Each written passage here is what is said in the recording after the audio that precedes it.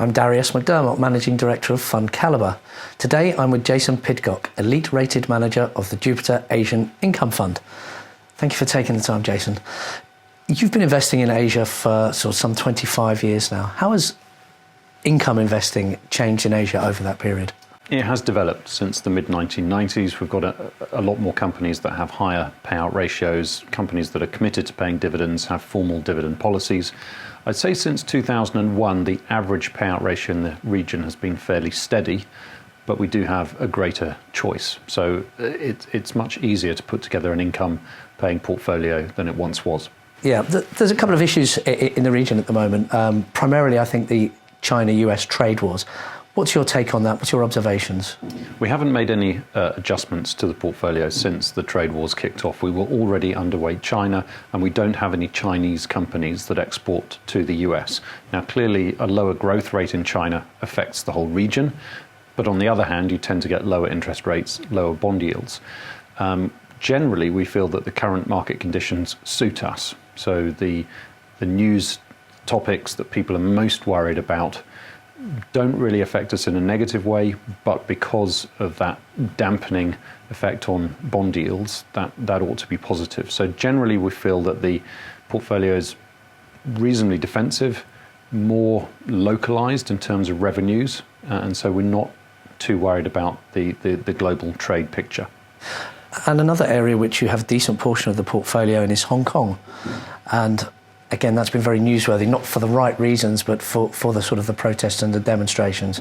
How has that impacted, or is again that just a bit too short-termism to worry about? So we have two companies that derive most of their earnings from Hong Kong, but we have a number of companies that are listed in Hong Kong that derive earnings from elsewhere. So China, but also Macau, one of our largest listed stocks, sans China. Yeah. All of its earnings are derived from Macau, and Macau hasn't been hit in the same way as Hong Kong has. Certainly no demonstrations and fewer declines, or less declines in visitation. For Hong Kong itself, yes, it is a negative. We are watching it closely. It could get worse. We haven't made any changes to the portfolio yet. The two stocks we have we think of as Hong Kong companies look much cheaper, but they both have strong balance sheets. Hong Kong has suffered setbacks in the past and has always rebounded from it. Good to have that balance sheet support, though, in difficult times. Is. Yes, that is key, that we're investing in what we see are survivors, companies that are well managed, that have flexibility. And for the moment, we're looking through this. I also noticed that you've got just upwards of 20% in technology sector, not a traditional income-paying sector. What's your exposure like in the region, and is there a couple of interesting names that we might talk about? We like the tech sector. This is something that Asia is very good at, and tech companies in Asia tend to have very strong balance sheets. So we have 5 tech companies. All of them are in a net cash position, and they make up 5 of our 8 companies in a net cash position of our 30 stock portfolio.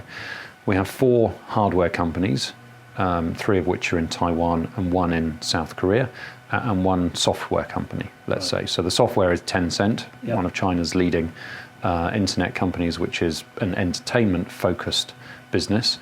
We have Samsung Electronics in South Korea, which has been leading the way in terms of raising dividends and really leading the way for Korean corporates generally. And in Taiwan, we have TSMC, MediaTek, and Hon Hai. TSMC is a long-term core holding. Many other fund managers own it as well, so we're not doing anything differently there, but it is a great company. Cash generative. Cash generative, decent dividend yield, net cash position, and a global leader at what it does. MediaTek has been a standout performer year to date. They're a semiconductor designer. They're leading the way in 5G chip design, and they have taken on a lot more new customers recently. They do particularly well with Chinese smartphone manufacturers, but the area of growth of their business is multiple in nature, so we're quite excited about MediaTek, and it has been receiving a lot of upgrades recently. Then we have Hon Hai, which is the world's largest contract manufacturer. Now, their advantage is they have a global footprint, so they can more easily move manufacturing away from China to other countries like India and Vietnam, though of course it can't happen overnight. No. And finally, an interesting name that appears in the top 10, Embassy Office Park REITs. What exactly is that, and what's attractive about that? Embassy's brought more smiles to my face this year than any other stock. I've been so happy with this. This was a company that IPO'd earlier this year, so the deal was going through in March. We could see immediately that it was exactly what we needed from an Indian holding, and we previously didn't have anything in India. Yeah. We were anchor investors in the deal, so we got a reasonably good allocation. The IPO price was 300 rupees. Today it's trading at 409, and we've had a dividend already. So this is an owner of Grade A office property in 4 key cities in India. So they tend to manage business parks that are full of offices, which they rent out to multinational companies and blue chip local companies. So they have a very high occupancy level, great tenants. Their current rents are below market, so we're confident over the next 3 years they will deliver earnings growth as they are able to increase their rents. They have a strong balance sheet and a decent dividend yield, which is higher than the 10-year government bond yield of India. It's a reasonable sized company. The market cap's just over $4 billion US. So we haven't been surprised at how well the share price has done, because we thought at the IPO it was very generously priced. Jason, thank you very much. Thank you. For more information on the Jupiter Asian Income Fund, please visit FundCalibre.com.